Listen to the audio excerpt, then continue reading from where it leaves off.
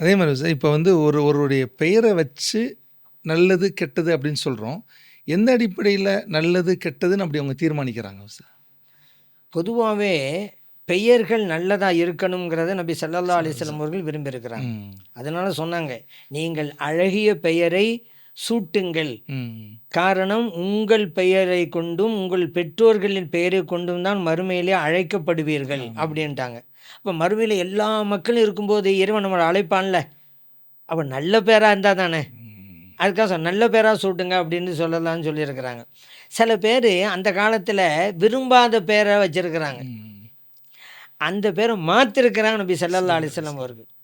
இது சயீத் இப்னுல் முஸய்யிப் ரலியல்லாஹு அன்ஹு சொல்கிறாங்க. அவங்க மிகப்பெரிய தாபியன்களுக்கெல்லாம் தலைவருங்கிற சிறப்பு இருக்குது. அவங்க சொல்கிறாங்க, என்னுடைய பாட்டனார் நபி ஸல்லல்லாஹு அலைஹி வஸல்லம் அவங்க சந்தித்தாங்க. நபி ஸல்லல்லாஹு அலைஹி வஸல்லம் என் பாட்டனார்கிட்ட கேட்டாங்க, மஸ்முக உங்கள் பேர் என்னன்னு. என் பாட்டனார் சொன்னாங்க ஹசன் அப்படின்னாங்க. ஹசன் அப்படின்னு சொன்னால் கெட்டியான நிலப்பகுதி, கெட்டியான பூமி, கட்டாந்தரன்னு சொல்லுவாங்க. அந்த மாதிரி தான் ஹசன்கிறது, கெட்டியான நிலப்பகுதின்னு அர்த்தம். இப்போ நபி ஸல்லல்லாஹு சொன்னாங்க, நீங்கள் ஹசன் கிடையாதுங்க, நீங்கள் அந்த சஹில் அப்படின்னு சொன்னாங்க. சஹில்னு சொன்னால் மணல் பாங்கான இலகுவான பூமிக்கு சொல்கிறது, அப்படிப்பட்ட பூமிங்க நீங்கள் அப்படின்னு சஹில்னாங்க. அவர் சொன்னார், இல்லை யார சொல்லலாம், இது எங்கள் வாப்பா வச்ச பேர், அதை நான் மாற்றுறதுக்கு விரும்பலை அப்படின்னு சொல்லிவிட்டார். நடந்துச்சா? இப்போ சயீத் இப்னுல் முஸய்யிப் ரலியல்லாஹு அன்ஹு சொல்கிறாங்க, என் பாட்டனார் இந்த ஹசன் கடினமான நிலம் அப்படிங்கிற அந்த பொருளை பேரை மாற்றாததுனால தலைமுறையாக எங்கள் குடும்பத்தில் கடினப்போக்கே இருந்தது அப்படிங்க. இது வந்து புகாரில் பதிவு செய்யப்பட்டிருக்கு. பேர் கூட வாழ்க்கையில் ஒரு சூழ்நிலையை மாற்றும். இது ஏன் கடினப்போக்குன்னா நபி ஸல்லல்லாஹு அலைஹி வஸல்லம் மாற்றினார், எவ்வளோ பெரிய கொடுப்பின அவருக்கு. அதை விரும்பலை. ஏன்னா அந்த காலத்து அடிப்படையில் எங்கள் வாப்பா வச்ச பேருங்க அப்படின்னு பெருமையாக பேசுவாங்கல்ல, எங்கள் அத்தா வச்ச பேர், அந்த மாதிரி உள்ள நடப்பில் உள்ளது. அதே போல் ஒருவருக்கு பேர், உங்கள் பேர் என்னங்க, ஹர்புன்றார். ஹர்புன்னா யுத்தம். யுத்தமா சண்டையா கிடையாதுங்க, அந்த சில்முண்டாங்க சமாதானம், அப்படி மாற்றினாங்க. இன்னொரு அவங்க பேர் என்னங்க அப்படின்னு சொன்னால் அல் முல்தஜ, படுத்து கிடப்பவர்னு அர்த்தம். இன்னும் படுத்து கிடப்பவரா, அல் முன்பைத், எழுபவர் என்று உங்களுக்கு அர்த்தம். இப்படி நல்ல நல்ல வார்த்தைகள்.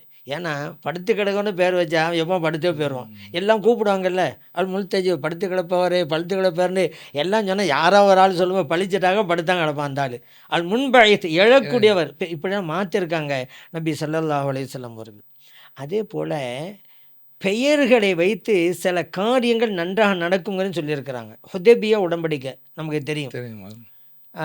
நபி ஸல்லல்லாஹு அலைஹி வஸல்லம் அவர் மதீனாவில் இருந்து உம்ராவை நிறைவேற்றுவதற்காக அருமை தோழர்களோடு வர்றாங்க. ஹுதைபியாங்கிற இடத்துல தடுத்து நிறுத்தப்படுறாங்க. மக்கத்து குறைஷிகள் அனுமதிக்கலை. அப்போ ஒப்பந்தம் நடக்குது. இந்த பேச்சுவார்த்தைக்கு மக்கத்து குறைஷிகள் சார்பாக ஒருவர் வர்றாரு. ஸல்லல்லாஹு அலைஹி வஸல்லம் கேட்குறாங்க சஹாபாக்கிட்ட, வந்திருக்கிறாரு குறைஷிகள் சார்பாக வந்திருக்கிறாரு, யார் வந்திருக்கிறது? சஹாபாக்கள் சொன்னாங்க, சுஹைல் இப்னு அம்ர் வந்திருக்கிறாரு. அப்படியா, கது சஹுலலக்கும் நம்பரிக்கும், உங்கள் காரியமெல்லாம் லேசாக போச்சு அப்படின்னாங்க. புகாரில் பதிவு செய்யப்பட்ட ஹதீஸ். ஏன்னா அவர் பேர் சுஹைல். சுஹைல் அப்படின்னால சஹில்லேருந்து வந்தது, இலகுவானது, எளிமையானது, மிருதுவானது அப்படின்னு அர்த்தம். சுஹைல் வந்திருக்கிறாரா, உங்கள் காரியமும் இனிமேல் எளிதாகி போயிடுச்சு அப்படின்னாங்க. இந்த பேருக்கு அந்த காரியத்துக்கும் தொடர்பு படுத்திருக்காங்க நபி ஸல்லல்லாஹு அலைஹி வஸல்லம் அவர்கள். அதே போல் இன்னொரு சமயத்தில் ஒட்டகத்தில் பால் கறக்க சொன்னாங்க. சஹாபாவர்களும் இருக்கிறாங்க. ஒரு ஆள் எந்திரிச்சார், நான் கறக்கிறேன் யாரை சொல்லலாம். சரி இருக்கிறாங்க, உங்கள் பேர் என்ன? முர்ரா அப்படின்றாரு. முர்ரானா கசப்பு. அந்த காலத்தில் எப்படி தான் பேர் வச்சுனா பாருங்கள். உட்காருங்கன்ட்டாங்க, இஜிலிஸ் உட்காருங்க அப்படின்ட்டாங்க. இன்னொருவர், நான் பால் கறக்கிறேன். உங்கள் பேர் என்னங்க? ஹருப், யுத்தம், சண்டை, நீங்களும் உட்காந்துருங்க அப்படின்ட்டாங்க. இன்னொரு எந்திரிச்சார், நான் இருக்கிறேன். உங்கள் பேர் யஈஷ், வாழ்பவர், போய் கறந்து விடுவாங்க அப்படின்ட்டாங்க. மொத்தாவுடைய பதிவு செய்யப்பட்ட ஹதீஸ்.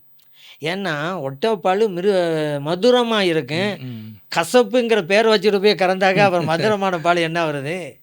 பொதுவாக பால் கறக்கும் போது மென்மையாக கண்ணா காலை தட்டி விட்டு இதாகிரும், பால் ஒழுங்காக தராது. இவர் பேரே ஹருபு, சண்டைக்காரை கொண்டு போய் அங்கே பால் கறக்க வச்சா அந்த பேருக்கு செயலுக்கும் பொருத்தத்தை பார்க்குறாங்க நபி ஸல்லல்லாஹு அலைஹி வஸல்லம். இவர் யஈஷ், வாழ்பவர்னார், போங்கன்ட்டாங்க. ஆனால் இப்போ வந்தால் சில பேர் இருக்கிறாங்க, இந்த சோதிடக்காரர்கள், ஜோசியக்காரர்கள்லாம் பேரை மாற்றினா, பெயர் மாற்றம், பெயர் ராசி, பேரை மாற்றினா உங்களுக்கு வாழ்க்கையில் ரொம்ப முன்னேற்றம் வரும், தலைவராகலாம், செல்வம் கொழிக்கும், அப்படியாகும் இப்படியாகும், உதாரணத்துக்கு ஒரு ஆளுடைய பேருடைய கடைசியில் அரசு அப்படின்னு முடியும்னு வைங்களேன், இவர் இனிமேல் அரசுன்னு முடிய வேணாம், அரசர்னு முடிகிற மாதிரி வச்சுக்கிறோங்க. இதே நம்புகிறாங்க. சில பேர் இந்த மோதிரத்துக்கு ம். அது கலர் உங்களுக்கா இந்த ராசி கலர் மாதிரி. தான். ஆ ஆ எல்லாம் தொழில். ஆனால் இந்த மக்கள் நம்புகிறாங்க பாருங்க. அதான் இவங்களுடைய அறியாமையை தானே அவங்களெல்லாம் மூலதனமாக்கிக்கிறாங்க. இந்த மாதிரி கலரையும் பேரையும் சொல்லக்கூடியவங்கள்லாம் டிவி நிகழ்ச்சியில் வர்றாங்கண்டா எவ்வளோ சம்பாதிச்சிருந்தா டிவி நிகழ்ச்சி வர முடியும்? ஒரு 1/2 ஹவர் நிகழ்ச்சி நடத்துகிறா இருந்தால் எத்தனை ஆயிரரூவா கட்டணுங்க. அத்தனை ஆயிரம் கட்டி தானே வர்றாரு. அப்போ எவ்வளோ சம்பாதிக்கிறாரு? இதே மக்கள் வர மாட்டேங்கிறாங்க. கலர்லேயும் கொடுக்குறாங்க. உங்களுக்கு இந்த கலர் தான் சூட்டபிள். அதுலேயும் ஒவ்வொரு நாளைக்கு சனிக்கிழமை இந்த கலர் ட்ரெஸ், ஞாயிற்றுக்கிழமை இந்த கலர் ட்ரெஸ்ஸு. என்ன இதையும் நம்புகிறாங்க பாருங்கள் மக்கள். இது நம்புகிறாங்கன்னா பாமரர்கள் அல்ல, படித்தவர்கள், பெரும் பதவியில் இருக்க அதிகாரிகள் நம்புகிறாங்க. போதுமா? இப்படியான மூட பழக்க வழக்கம் கூட. கூடாது. இதை நம்ம மார்க்கம் அறவே வெறுக்கிறது.